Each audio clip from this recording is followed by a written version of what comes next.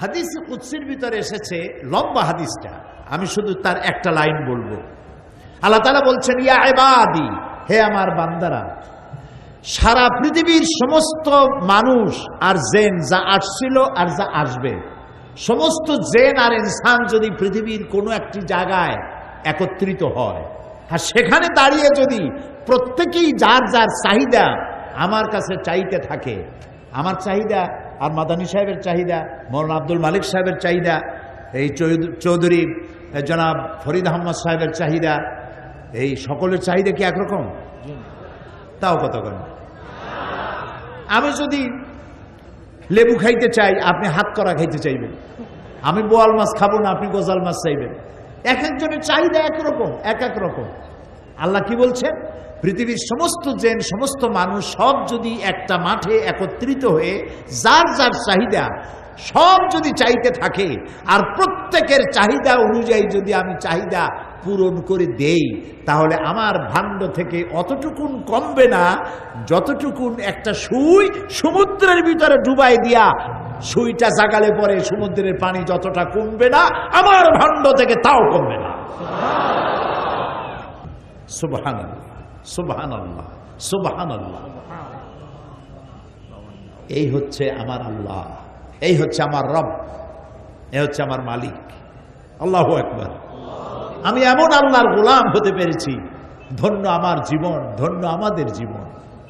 এমন আল্লাহর প্রতি ঈমান আনতে পেরেছি, ধন্য আমরা সবাই, আলহামদুলিল্লাহ।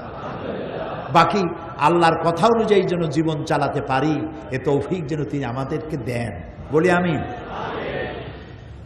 গেল কয় নম্বর? 2 নম্বর। তৃতীয় নম্বর হচ্ছে আল হামিদুন, প্রশংসাকারী। প্রশংসাকারী, প্রশংসা হবে কার? কেবলমাত্র আল্লাহ। আমার আম গাছে খুব ভালো আম দিয়েছে, প্রশংসা কি গাছের না? প্রশংসা কার? যিনি এই গাছটিতে এত সুন্দর আম দিয়েছেন, সেই আল্লাহ। আমি অসুস্থ ছিলাম, ডাক্তারের চিকিৎসা হয়েছে, আমার রোগ ভালো হয়ে গেছে, প্রশংসা কার? আল্লাহ তাআলা। আমার ছেলের জন্য একটা ভালো পুত্রবধূ পেয়েছি। ঘটক বলে না, সিলেটে কি বলে? রায়বার, রায়বার, হ্যাঁ? রায়বার, রায়বার, রায়বার, মানে বারবার রায় বদল, রায়বার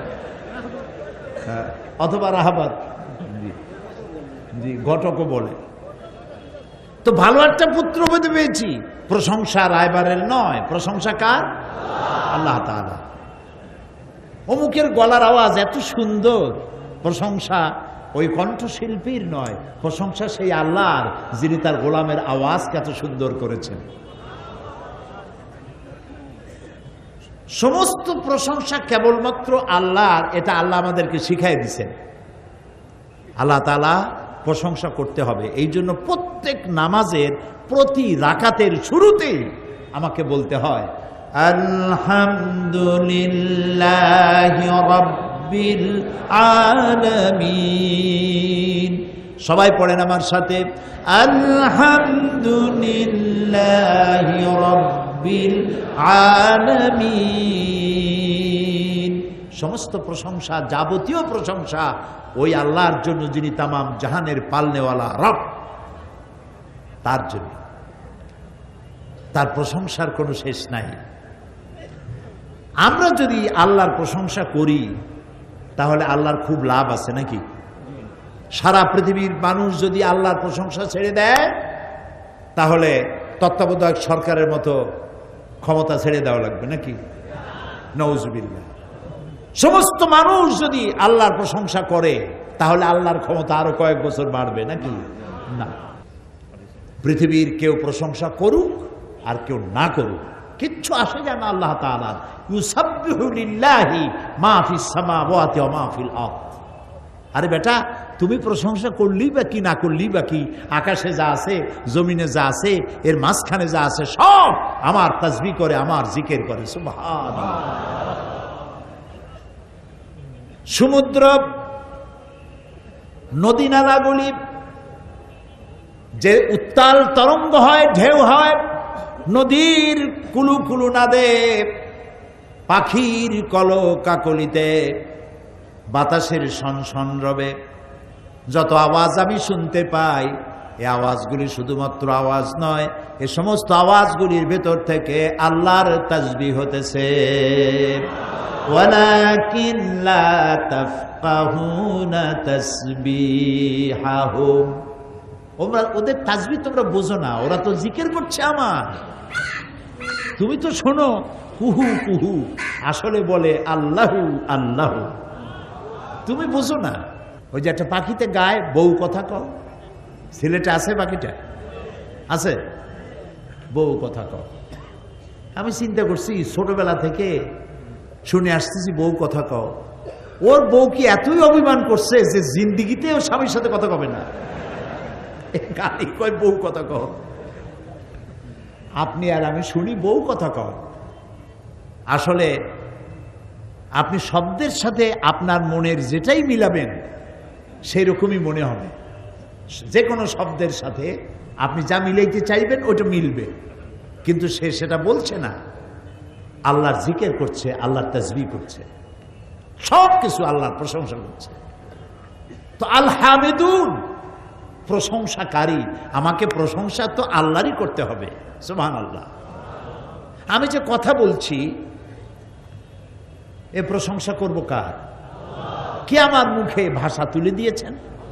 আমার মতো তো কত লোক এমন দেখেছি আমি, আমার মতো জিহ্বা আছে, ঠোঁট আছে, দাঁত আছে, কথা বলতে পারে না।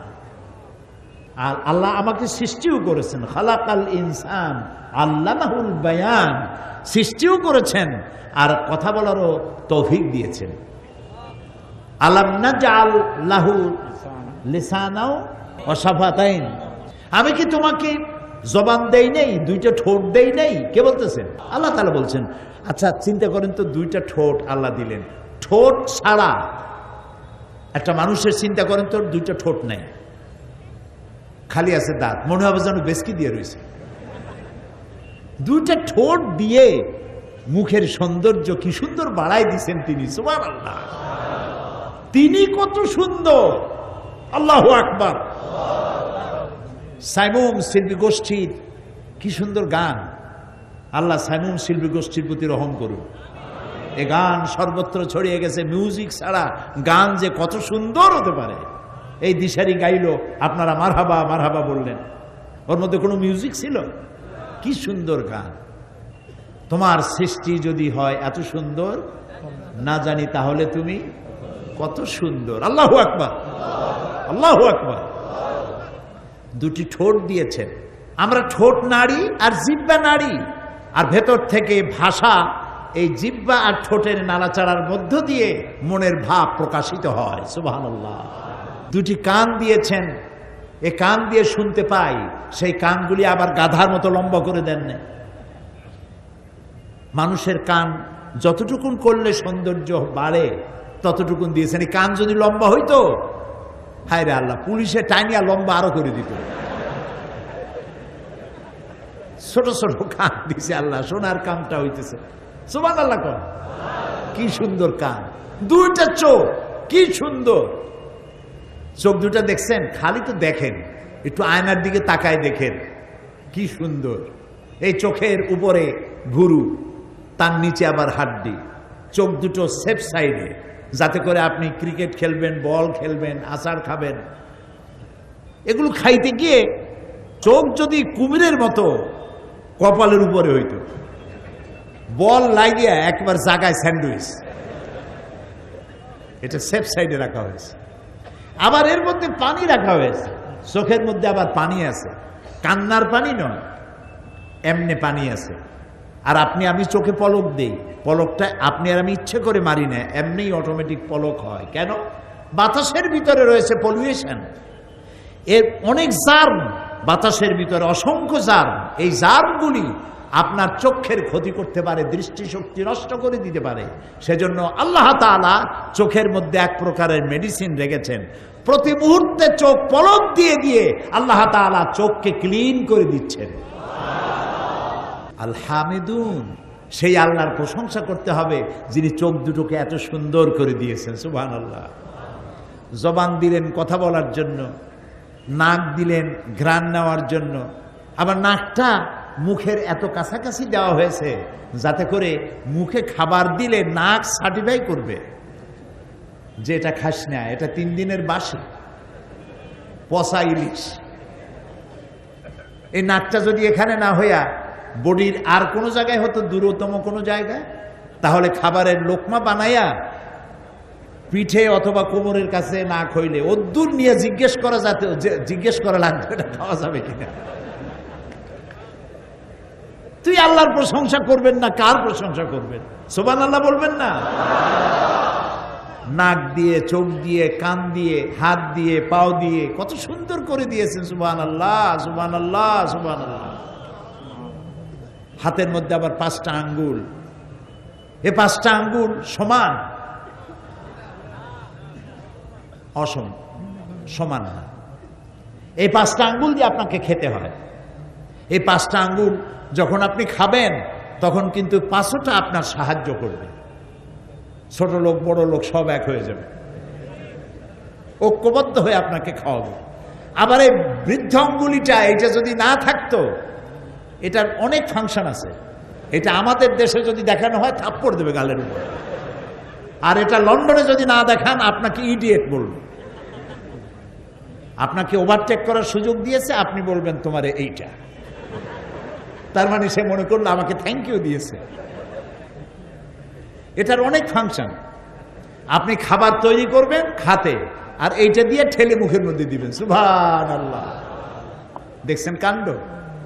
আপনি যত চিন্তা করবেন, গবেষণা করবেন, আল্লাহ তাআলা এই জন্য বলছেন লা আয়াতিন লিউলিল আলবাব। যারা উলুল আলবাব, যাদের মাথায় গিলু টিলু আছে, ওরা চিন্তা করে। আর যাদের গিলু নাই, জম্মের খাওয়া খায়, চিন্তা টিন্তা করে না, খালি খায়। কই ওলা মজা হইছে এখানে। মজা যে হইছে, মজা যিনি করে দিছেন তার প্রশংসা হতে হবে। 2টি পায়ের দিকে তাকান। পায়ের নিচের চামড়া, উপরের চামড়া একরকম না। পায়ের উপরের চামড়াটা যদি পায়ের তলায় দেওয়া হতো, প্রত্যেক দিন জুতার মতো হাফসুল করা লাগতো। অথচ পায়ের তলার চামড়াটা পুরু, উপরেরটা নরম। হাতের উপরেরটা নরম আর তালুরটা শক্ত। তালুর চামড়া যদি পুরো না হতো, মেয়ে লোকেরা রান্না করতে পারতো না, চুলার কাছে যাইতে পারতো না, কাজ করতে পারতো না, পুরুষেরাও কাজ করতে পারতো না। 2 দিন 1 দিন হাতুড়ি মারলেই হাতের চামড়া গোস্ত উঠে সর্বনাশ হয়ে যেত। তাহলে আমার আল্লাহ কত পরিকল্পনাকারী, কত সুন্দর তিনি, কত মহাপরিকল্পনাকারী। সুবহানাল্লাহ। কত বড় গাধা হইলে নাস্তিক হইতে পারে আমার মাথায় ঢোকে না। কত বড় গাধা, কপাল পোড়া।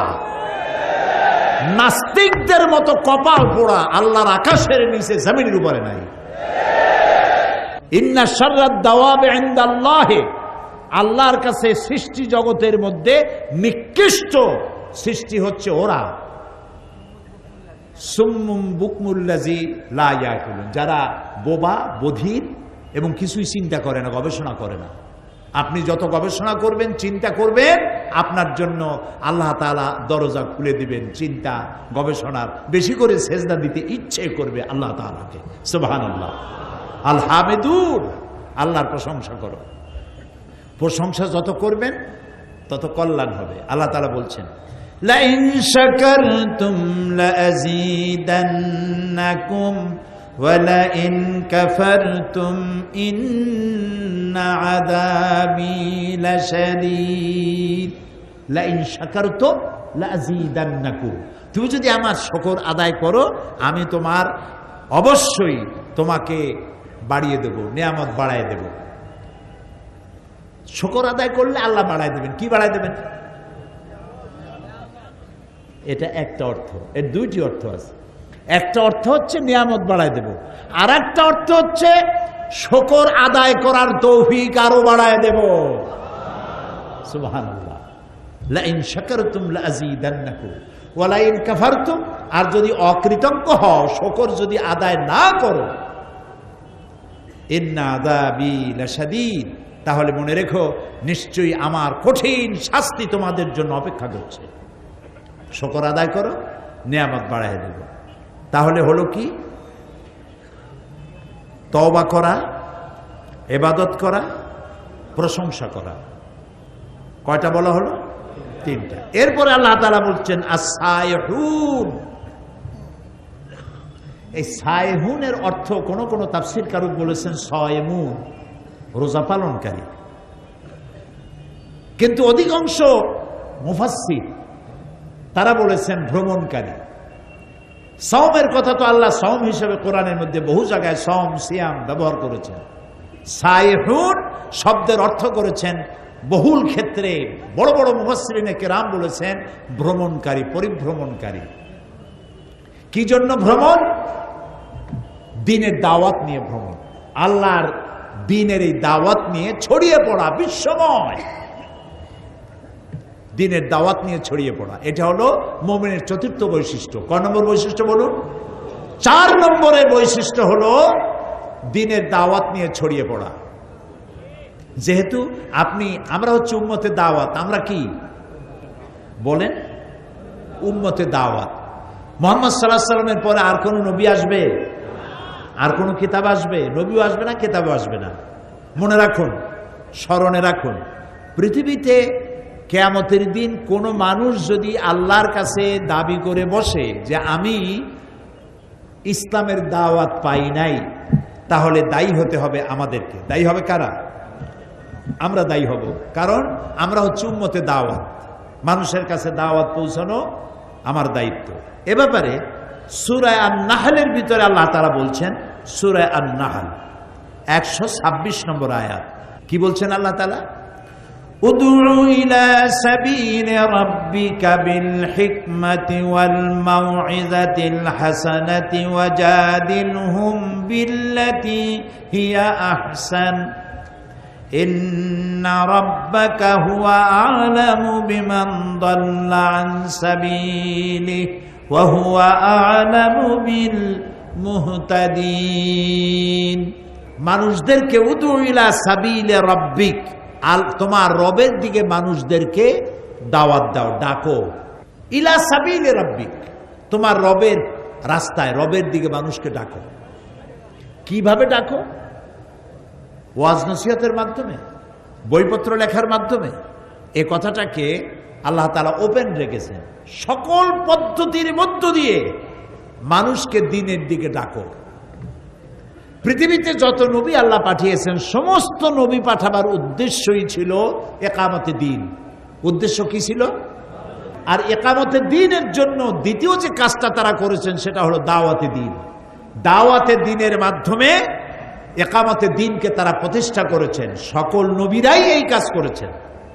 মুহাম্মাদুর রাসূলুল্লাহ বলেন সাল্লাল্লাহু আলাইহি ওয়াসাল্লাম, তার ১.৫ লক্ষ সাহাবী ছিল।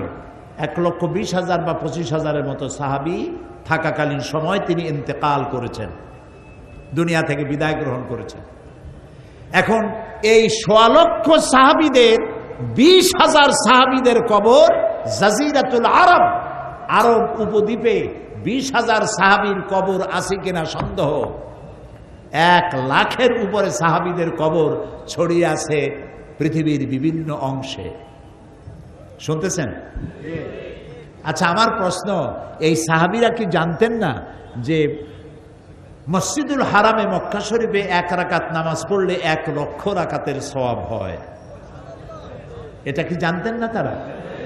একবার আল্লাহ বললে ১ লক্ষ বার আল্লাহ বলার সমান হয়। ও সিলেটবাসীরা, তোমাদেরকে আল্লাহ যাদেরকে পয়সা দিয়েছেন হলিডে করতে, সিঙ্গাপুর, ব্যাংকক, হংকং, থাইল্যান্ড, এই সব জায়গায় হলিডে করতে যাও, কোন দরকার আছে যাওয়ার? পয়সা যদি বেশি থাকে তাহলে রমজান মাসে মক্কা শরীফে যাও, মদিনা মুনাওয়ারায় যাও, একটা রোজা রাখবা, ১ লক্ষ রোজা রাখার সওয়াব। একটা সেজদা দিবে, ১ লক্ষটা সেজদা দেওয়ার সমান। কাবা শরীফে প্রতি মুহূর্তে ১২০টা রহমত নাজিল হয় বৃষ্টির মতো প্রতি মুহূর্তে। কতটা? ১২০টা। যারা তাওয়াফ করে তারা পায় ৬০টা, যারা নামাজে থাকে তারা পায় ৪০টা, আর যারা তাকায় থাকে তারা পায় 20টা। শুধু তাকায় থাকে। পৃথিবীতে কোথাও নামাজের মধ্যে সেজদা ছাড়া এদিক ওদিক তাকানো যায় না। একমাত্র জায়গা কাবা শরীফ, মসজিদে হারাম, যেখানে নামাজ পড়ার সময় কাবার দিকে তাকানো যায়। সুবহানাল্লাহ। যাদের পয়সা কড়ি আছে রমজানে যাবেন, তেলাওয়াতে কি মজা। সুবহানাল্লাহ। শেখ আব্দুর রহমান আস-সুদাইস, শেখ সৌদ আশ-শুরাইম, আব্দুল্লাহ জাহনি তেলাওয়াত যখন করতে থাকে মনে হয় কোরআন নাজিল হইতেছে। পৃথিবীতে কোথাও নামাজের মধ্যে কান্দাকাটি হয় না। ব্যক্তিগতভাবে কেউ কানলে সেটা ভিন্ন কথা, কিন্তু মসজিদে হারাম আল মক্কি, মসজিদুল হারাম আন নববিয়া শরীফ, মদিনা আল মুনাওয়ারা, নামাজের মধ্যে কি কান্দাকাটি হয় যাদের কপাল ভালো যায় দেখেছেন।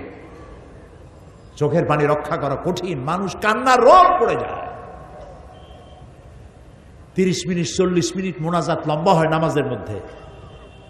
আর মোনাজাতের মধ্যে গিয়ে শেষে গিয়ে বলতে থাকে আল্লাহুম্মা লা তারুদ্দানা খাইবিন, আল্লাহুম্মা লা তারুদ্দানা খাইবিন।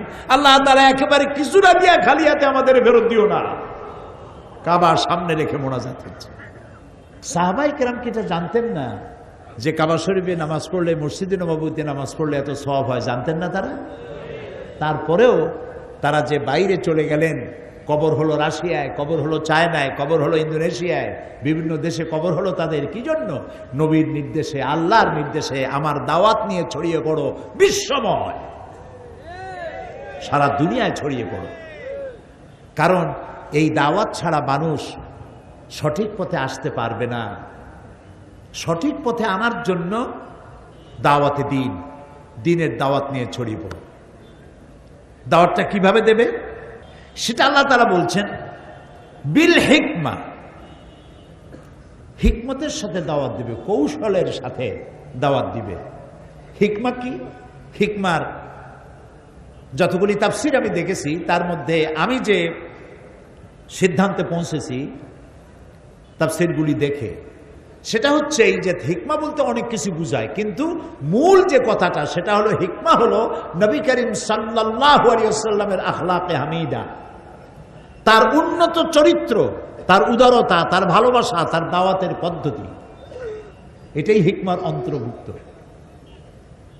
আর একটা হিকমত হতে পারে যে দাওয়াত আপনি যাকে দিচ্ছেন তার আকল অনুযায়ী দাওয়াতটা পেশ করবেন।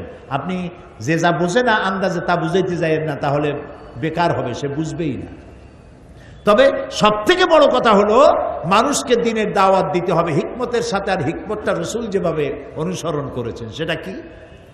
আল্লাহ রাব্বুল আলামিন বলেন ফাবিমা রাহমাতিম মিনাল্লাহি লিনতা লাহুম ওয়ালাউ কুনতা ফাদ্দান গালিদাল কলবি লানফাদ্দু মিন হাওলিক। হে রাসূল, আপনার প্রতি আল্লাহর করুণা হচ্ছে এই যে আল্লাহ তাআলা আপনার মনটাকে, হৃদয়টাকে, কলিজাটাকে নরম করে দিয়েছেন। তাই যারাই আপনার কাছে আসে একেবারে লেগে যায়। সুবহানাল্লাহ। আর যদি আপনার দিলটা কঠিন হতো তাহলে মানুষ আপনার কাছ থেকে সরে যেত। দাওয়াত দিবেন আপনি মানুষকে উত্তম ভাষায় ধমক দিয়ে নয়, তর্জন গর্জন করে নয়। আল্লাহ তাআলা মুসা আলাইহিস সালামকে বলছেন ইযহাব ইলা ফিরআউনা ইন্নাহু তাগা, ফিরআউনের কাছে যাও আর দিনের দাওয়াত দাও। ওয়াকুলা লাহু কাওলান লাইয়িনা, এর নরম ভাষায় কথা কইও। প্রেসিডেন্ট তো নরম ভাষায় কথা কইও, আল্লাহ শিখাই দিলেন। ইব্রাহিম আলাইহিস সালাম তার পিতাকে দাওয়াত দিলেন। ইব্রাহিম আলাইহিস সালাম কি? আবুল আম্বিয়া, সমস্ত নবীদের বাপ, গোটা মিল্লাতের, মুসলিম মিল্লাতের বাপ তো বটেই। আল্লাহ তাআলা তাকে বলেছেন ইন্নী জাইলু কালিন নাসে ইমামা, পৃথিবীর সমস্ত মানুষের জন্য আমি তোমাকে ইমাম বানালাম, নেতা বানালাম। সুবহানাল্লাহ। তিনি তার পিতাকে বলছেন ইয়া আবাতি, হে আমার আব্বা, আমার কাছে এমন ইলম আসছে যা আপনার কাছে আসে নাই।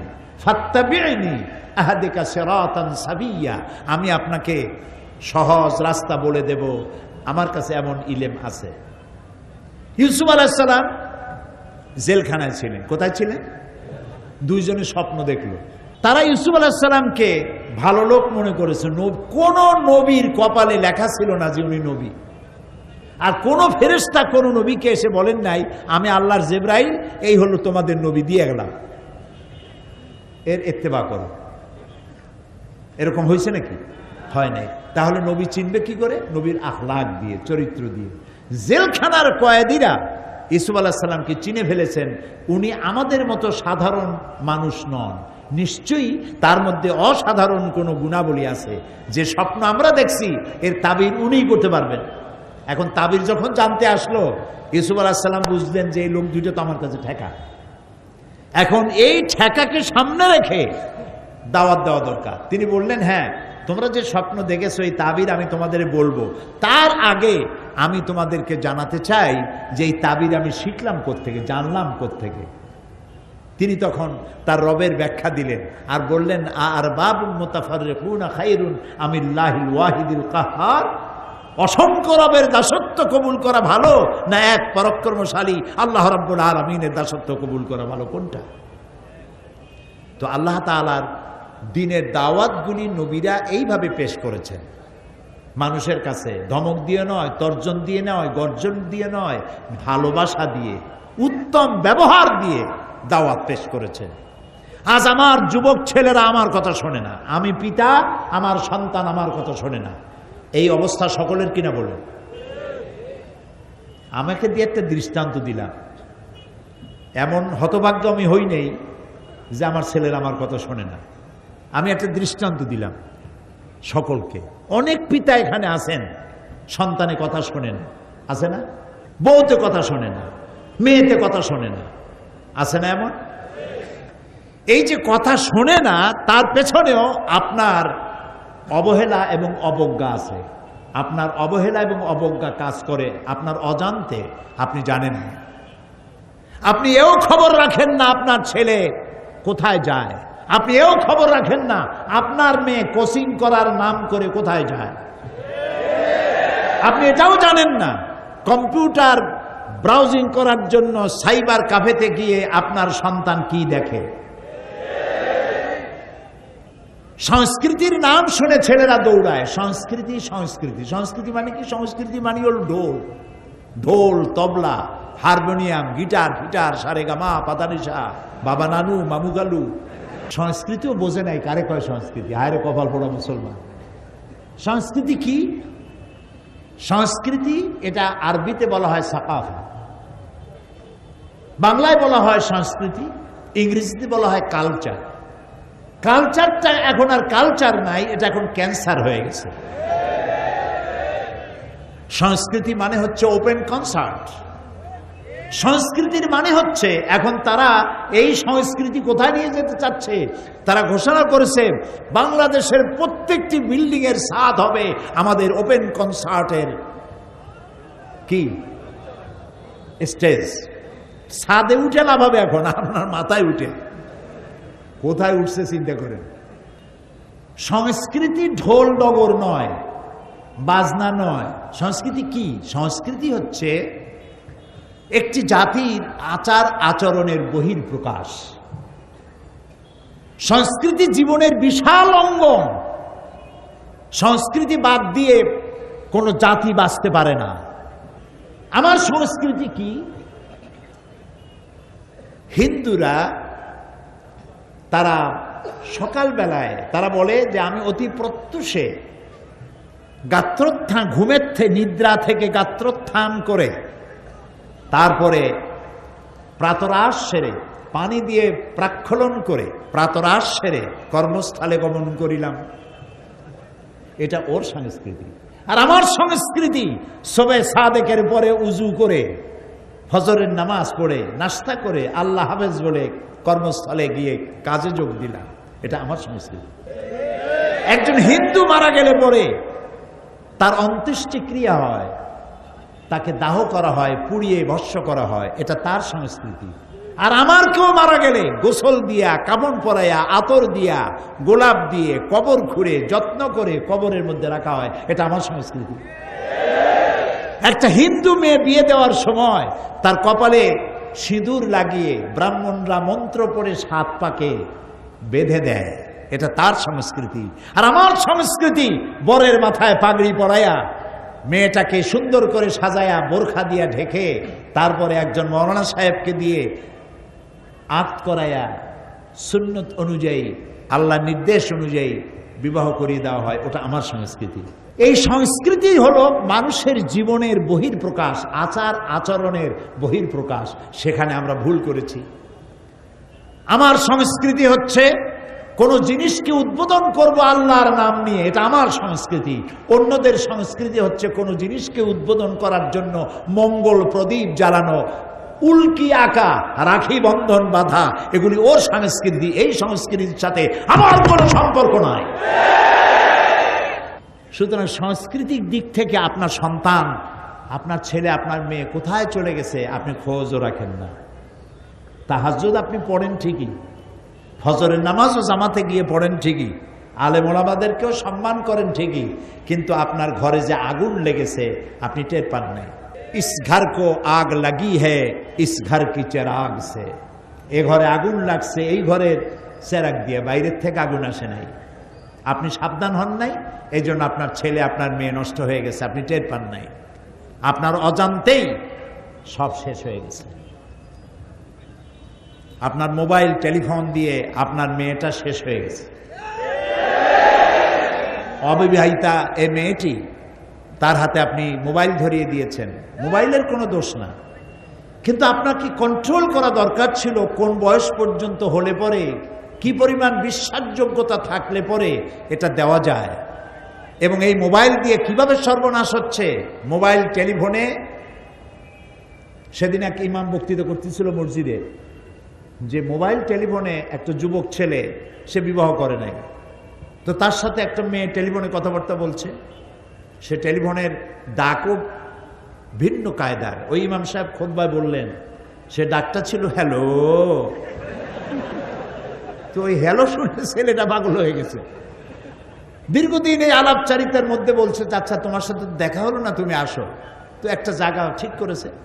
ছেলেটা জায়গা দেখে, সে মেয়ে তো না, কয়েক সন্তানের মা, কয় আমার মতো 2টা পুরুষে কোলে নিয়ে চলতে পারে। এই যে সর্বনাশটা হলো মোবাইলের দ্বারা, ছেলে নষ্ট হলো, মেয়ে নষ্ট হলো। আমি কিন্তু আপনাদেরকে হাসির খোরাক দিচ্ছি না, ওয়াল্লাহি আমি আপনাকে বোঝার জন্য বলছি। আপনার ছেলে, আপনার মেয়ে এই টেলিফোন দিয়ে নষ্ট হয়ে যাচ্ছে। এটার উপরে আপনার নিয়ন্ত্রণ থাকা উচিত, নিয়ন্ত্রণ থাকা উচিত। মেয়ে তো বুঝতেছে না কার সাথে কথা বলতেছে। এক টিন এজার যারা, এই বয়সের একটা দোষ আছে, একের প্রতি অপরে আকৃষ্ট হওয়ার একটা প্রবণতা হয়। সেই প্রবণতার মধ্য দিয়ে এমন একটা ছেলের সাথে তার প্রেম হলো, দেখা গেল মেয়েটা বড় লোকের, কিন্তু সে প্রেম করেছে একটা রিক্সাওয়ালার সাথে, অথবা একটা ভ্যানওয়ালার সাথে, অথবা একটা রাস্তার ছেলের সাথে, অথবা কুফুতে মিলবে না। আপনি জিন্দিগিতে মরে গেলেও এই পর্যায়ে আপনার মেয়েকে দিলে, মেয়ের কাপড় তো ভালো, তার প্রসাধনী কিনে দেওয়ার পয়সাও তার নাই। তাহলে এই ভালোবাসা তো ঠিকবে না, এই বিবাহ তো ঠিকবে না। আমি কিন্তু কাউকে ছোট করতেছি না, আপনারা আমার কথা বুঝতে পারতেছেন? আমি কাউকে ছোট করতেছি না, আমি শুধু পরিবেশটা বোঝাতে চেষ্টা করছি যে সাংস্কৃতিক দিক থেকে ধ্বংস হয়ে যাচ্ছে আপনার সন্তান, আপনার মেয়ে, আপনার ভাই, আপনার চোখের সামনে নীরব ঘাতক, ভেতরে ভেতরে সব শেষ হয়ে যাচ্ছে, আপনি টের পাচ্ছেন না। এই জন্য আপনার দাওয়াতটা হওয়া উচিত আপনার ঘরের থেকে। আপনার সন্তানকে আপনি দাওয়াত দেন। কিভাবে দিবেন? হযরতে লোকমানের মতো দেন। হযরতে লোকমান তার সন্তানকে দাওয়াত দিচ্ছেন, ইয়া বুনাইয়া, ইয়া বুনাইয়া লা তুশরিক বিল্লাহ ইন্না শিরকা লাযুলমুন আযীম। ইয়া বুনাইয়া আকিমিস সালাত ওয়া'মুর বিল মারুফ ওয়ানহা আনিল মুনকার ওয়াসবির আলা মা আসাবাক ইন্না যালিকা মিন আজমিল উমুর। হযরতে লোকমান নবী না, রাসূল না, গোটা জাতিকে তিনি অ্যাড্রেস করেন নাই, তিনি অ্যাড্রেস করেছেন তার একটা সন্তানকে। এই অ্যাড্রেস, এই নসিহত আল্লাহর এত পছন্দ হলো, হযরতে লোকমানের নামে একটা সূরাই নাযিল করে দিলেন এবং তার নসিহতগুলিকে তিনি চিরন্তন করে দিলেন। সুবহানাল্লাহ। ইয়া বুনাইয়া, তিনি বলতেই পারতেন ইয়া ইবনি, এটা আরবি গ্রামার অনুযায়ী মোটেই ভুল হইতো না যদি তিনি বলতেন ইয়া এবনি, ও আমার বাচ্চা, ও আমার সন্তান, কিন্তু তা বলেন নাই। ইয়া এবনিকে তিনি তাসগীর করেছেন, ইয়া বুনাইয়া, ও আমার কলিজার টুকরা সন্তান। আপনার ছেলের নাম ধরেন আব্দুর রহমান, আব্দুর রহিম, তো এইসব নাম তো এখন কম রাখে। এখন নাম রাখে আকাশ হোসেন, বাতাস হোসেন, সাগর আলী, অক্সিজেন বেগম, কি সব আসিফ নাম। এখন আব্দুর রহমান, আব্দুল সত্তার ছেলের নাম রাখেন, ভালো ভালো নাম রাখেন। নাম ধরে, ও আমার কলিজার টুকরা বাবা, বাবা গো এদিকে আয়, রোশে আক্কা, রোশে আক্কা বললেন, আদর করে ডাকলো। বাচ্চা কাছে আসলো, কপালে একটা চুমা দিল। বাবা তুই যে নামাজ পড়তে যাস না, আমার মনে বড় কষ্ট লাগে বাবা। আমি প্রত্যেকদিন জামাতে যাই, তুই যাস না, আমার সাথে চল, আজকে জামাতে যাবি। ওর গর্দানে একটা চুমা দিলেন, কপালে একটা চুমা দিলেন। ও কিন্তু আপনাকে আজকে আর প্রত্যাখ্যান করতে পারবে না, বলবে আব্বু আজকে যেতে পারছি না, কালকে অবশ্যই আব্বা আপনার সাথে, তোমার সাথে আমি যাবই মসজিদে। বাপের এক চুমায় কাজ হয়ে গেছে। এই রকমের মাহফিলে 14 দিন মাহফিলে এসে যে কাজ না হবে, আপনার এক চুমায় সে কাম হয়ে যাবে। উদু ইলা সাবিলা রাব্বিকা বিল হিকমা, এটাই হলো হিকমা। আপনার মেয়েকে বলেন, মা, ও মা, তোমার বয়স তো এখন 6-7 না, তোমার বয়স তো এখন 14-15 হয়ে গেছে। মা তুমি তো ওড়না ছাড়া চলতে পারো না, মা তুমি মা ওড়না পরে চলো, রাস্তা যখন যাবে নেকাব পরে চলো, আল্লাহর হুকুম। মা তুমি কি জানো, এই যে অ্যাসিড পড়ে মেয়েদের মুখে জীবনটা নষ্ট হয়ে যায়, সৌন্দর্য প্রদর্শনী করে রাস্তায় বেড়ায়। অক্সিজেন বেগমকে দেখছে বল্টু মিয়া, SMS করছে, প্রেম নিবেদন করেছে, ও প্রত্যাখ্যান করেছে। আরে জেদে ধরলো, প্রেম করবা না আমার সাথে, আমারে বিয়ে করবি না, কাউরে বিয়ে করতে দেব না। রাস্তায় পাইলো কোনো এক সিপা সুপায়, বাস মারিয়ে দিল এক বোতল চেহারার উপরে, গেল চেহারা জ্বলে পড়ে ভস্ম হয়ে গেল, চিরজীবনের জন্য বিয়ে টিয়া সব শেষ। হয় না এরকম? আপনি বুঝান মা, কোন বোরখা পরা মেয়ের মুখে অ্যাসিড পড়ে না, কারণ কেউ দেখেও না, আকর্ষণ সৃষ্টি হয় না। এই যত মার্কেট আছে, মার্কেটগুলিতে মেয়ে লোকেরা যখন যায়, যে মেয়েটা বোরখা পরে যায়, নেকাব পরে যায়, সেলসম্যানরা বলে খালাম্মা, সাসিয়াম্মা বসেন। তো খালাম্মা সাসিয়াম্মা যখন বলল, তখন মর্যাদা বাড়লো না? খারাপ চোখে আর তাকাইতে পারবে? আলহামদুলিল্লাহ। আল্লাহর আইন যেখানে মানবেন সেখানেই শান্তি। কিন্তু আপনি তা করেন নাই। আপনি কিভাবে গেলেন?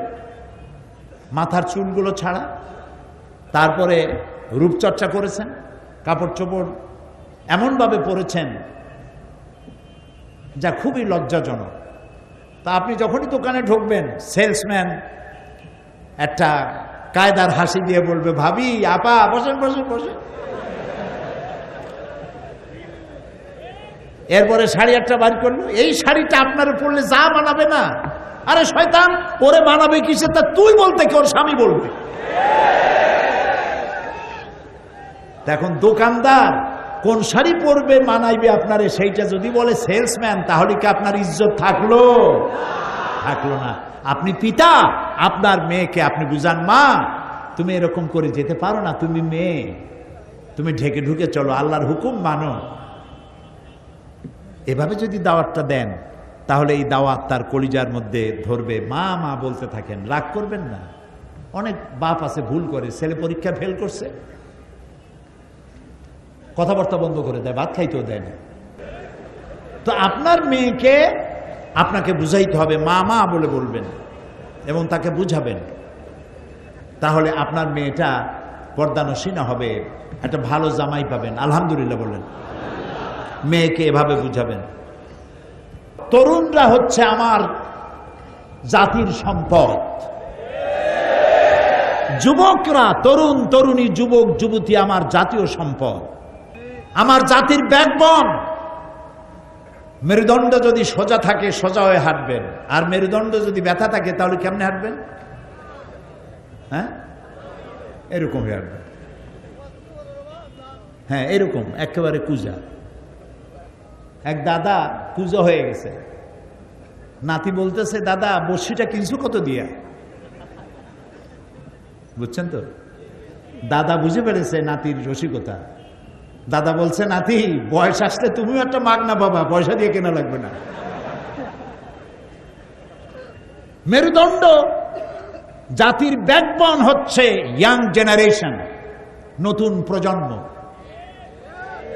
এই নতুন প্রজন্মকে ঢোল আর তবলার বিকট আওয়াজে এদের মন মস্তিষ্ককে বিভ্রান্ত করে দেওয়া হয়েছে। এদেরকে ইসলাম থেকে দূরে সরানো হয়েছে। এদেরকে বোঝানো হয়েছে আলেম ওলামা মানি হলো মৌলবাদী, সেখানে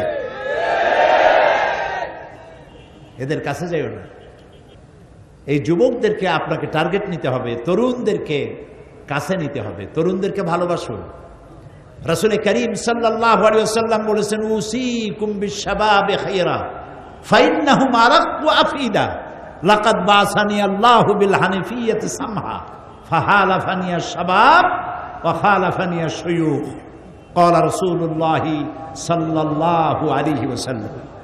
রাসূলুল্লাহ বলেছেন উসিকুম বিশ-শাবাবি খায়রা, আমি তোমাদেরকে ওসিয়ত করতেছি তরুণদের ব্যাপারে তোমরা সহৃদয় হবে। কে বলতেছেন? আল্লাহ রাসূল। তরুণ যুবক এদেরকে তোমরা ভালোবেসো, কারণ আল্লাহ তাআলা আমাকে উদারতা সহকারে দিন প্রতিষ্ঠার জন্য পৃথিবীতে পাঠিয়েছেন। ফাহালাফানি আশ-শাবাব, এই যুবকরাই দিন প্রতিষ্ঠার পথে আমাকে সাহায্য করেছে। ওয়া খালাফানি আশ-শুয়ুখ, আর সব বুড়োরা আমার সাথে বিরোধিতা করেছে। এখন দেখেন রাসূলকে যারা সাহায্য করলো, সহযোগিতা করলো, তারা কারা? আম্মার, সুহাইব, বিলাল, ওমর, আবু বকর, আব্দুল্লাহ ইবনে রাওয়াহা, জুবাইর ইবনুল আওয়াম, আলী, আব্দুর রহমান ইবনে আউফ রিদওয়ানুল্লাহ তাআলা আলাইহিম আজমাইন। সব 40-এর নিচে বয়স। বয়স কত? নিচে 8.5, উপরে 36, বিলো 40। এরা সহযোগিতা করেছে। এদের রক্তের উপরে ইসলাম প্রতিষ্ঠিত হয়েছে। সুবহানাল্লাহ।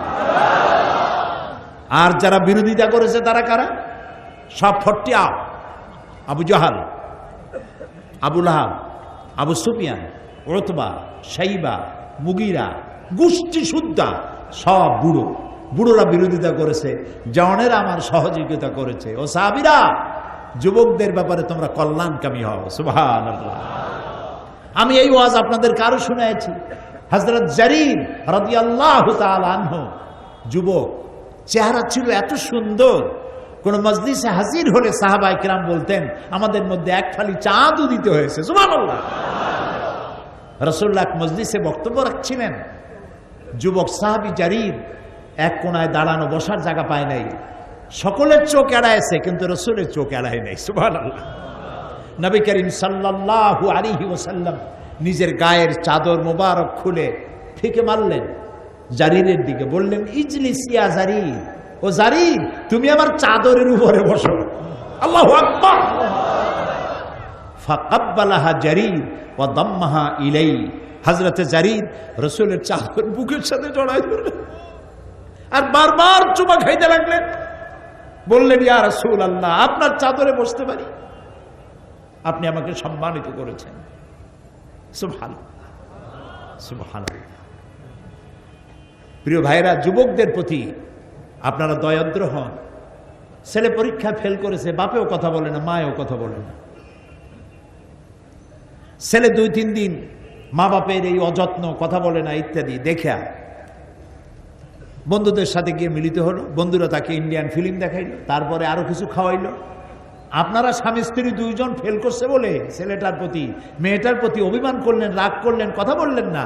আপনি তো ছেলেটাকে সর্বনাশ করে দিলেন, মেয়েটাকে ঘর ছাড়া করে দিলেন। উচিত ছিল ওর মাথায় হাত দিয়ে, বাবা ফেল তো মানুষই করে, গাধায় তো আর পরীক্ষা দেয় না। পরীক্ষা তো মানুষই দেয়। একজনে শুনেছে, কয় ভাই আপনার ছেলে তো ফেল করছে। কয় আলহামদুলিল্লাহ। কয় ছেলে ফেল করলো তাও আলহামদুলিল্লাহ কব না, ও যে ফেল করবে তাও তো আমি বুঝি নেই। ফেল করতেও তো একটা যোগ্যতা লাগে। তো বাবা তুই যে ফেল করছিস কোনো অসুবিধা নাই, আজকে বড় বোয়াল মাছ কিনে আনবো, খা, দুধ খা, কলা খা, আগামী বছর পরীক্ষা ভালো করবি ইনশাআল্লাহ। আমরা মা বাপ তোর জন্য দোয়া করব, তুই আগামী বছর ভালো পাস করবি। তাহলে ছেলেটার মনে যে কষ্ট ছিল কষ্টটা থাকবে? তা আপনি তো ভুল করলেন, ভুল ট্রিটমেন্ট করলেন। লাগবে ইনজেকশন, আপনি করছেন অপারেশন।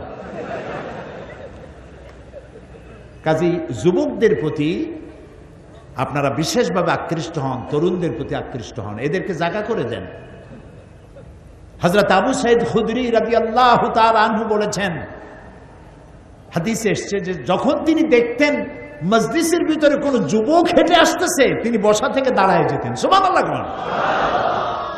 বসা থেকে দাঁড়ায় যেতেন আর বলতেন, মারহাবাম বিওসিয়্যতি রাসূলিল্লাহ সাল্লাল্লাহু আলাইহি ওয়াসাল্লাম, হে রাসূলের চলমান উপদেশ, চলমান উপদেশ, তোমাকে ওয়েলকাম করছি, মারহাবা, ওয়েলকাম।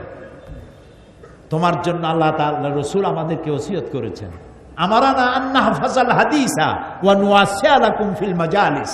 রাসূল আমাদেরকে তার হাদিসগুলি সংরক্ষণ করতে বলেছেন আর তোমাদের মতো যুবকদেরকে আমাদের মজলিসে জায়গা করে দিতে বলেছেন। আপনি যদি আপনার মজলিসে জায়গা করে না দেন, তাহলে ওর আবার আলাদা মজলিস আছে, জুয়ার আড্ডা আছে, সিনেমা হল আছে, ওপেন কনসার্ট আছে, সেই জায়গায় জায়গা হবে। সেই জন্য আপনার মজলিসে ওরে আপনি জায়গা করে দিবেন, সম্মান করবেন, ওরও একটা সম্মান আছে। তরুণদের প্রতি, যুবকদের প্রতি আকৃষ্ট করে দ্বীনের পথে যদি তাদের দাওয়াত দেন, বৃদ্ধদের বুদ্ধি, সম্পদশালীদের অর্থ আর যুবকদের শক্তি আর রক্ত, এই তিনটা জিনিস যদি একত্রিত হয়, ইসলামের বিজয় পৃথিবীর কেউ ঠেকাতে পারবে না।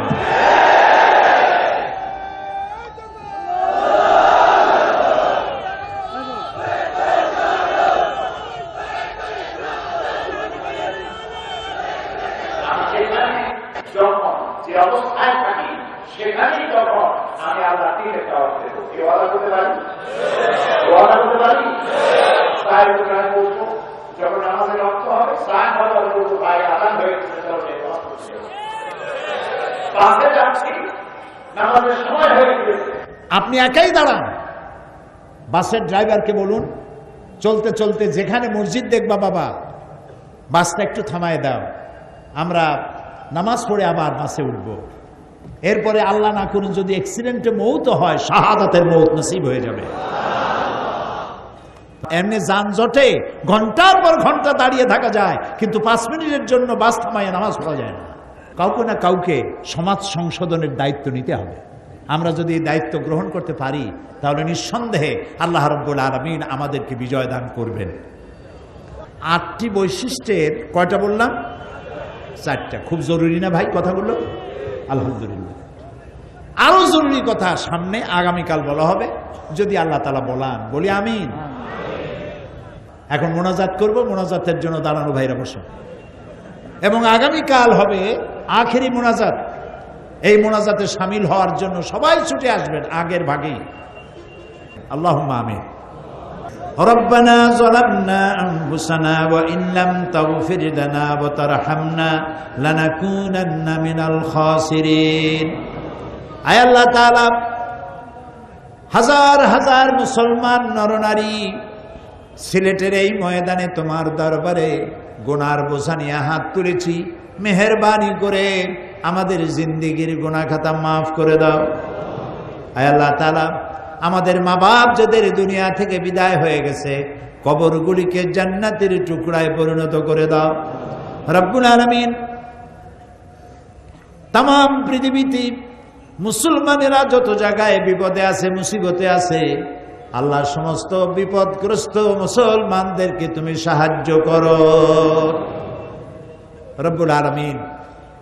ফিলিস্তিনি মুসলমানদেরকে ইহুদিরা মেরে মেরে শেষ করে ফেললো, তাদের সাহায্য করার কেউ নাই, আজ কেউ কথা বলে না তাদের জন্য।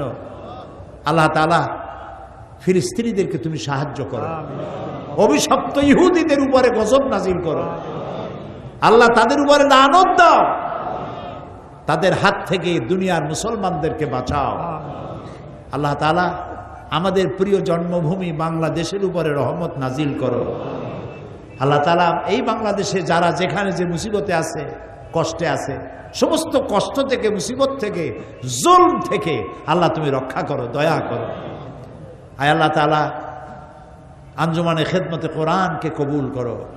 এই বিশাল মাহফিলের আয়োজন যারা করেছেন, অর্থকড়ি ব্যয় করেছেন, ঋণী হয়ে আছেন, সমস্ত শ্রোতা মণ্ডলীকে এই ঋণ পরিশোধ করার মতো পয়সা আল্লাহ তুমি দেওয়ার তৌফিক দান করো।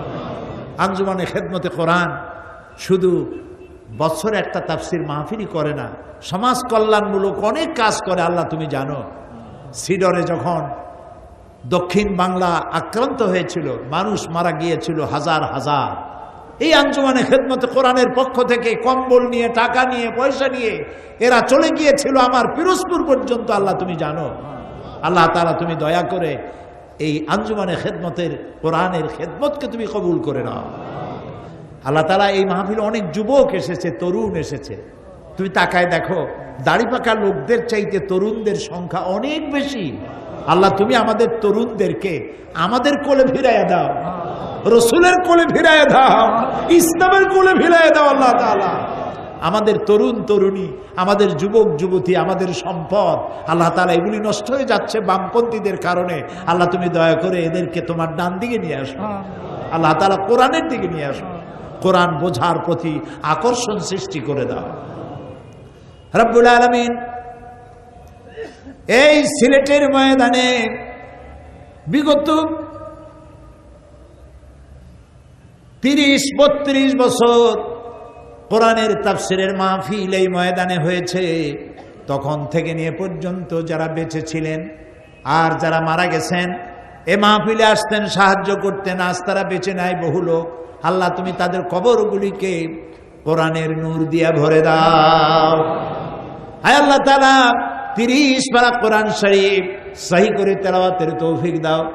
আমার জাতিকে কোরআন বোঝার তৌফিক দাও, কোরআনের আন্দোলনে শামিল হওয়ার তৌফিক দান করে দাও। আল্লাহ তাআলা আমি জানি না কার মনে কি দুঃখ আছে, ব্যথা আছে, প্রত্যেকের দিলের ব্যথা দূর করে দিয়ে দিলকে ঠান্ডা করে দাও।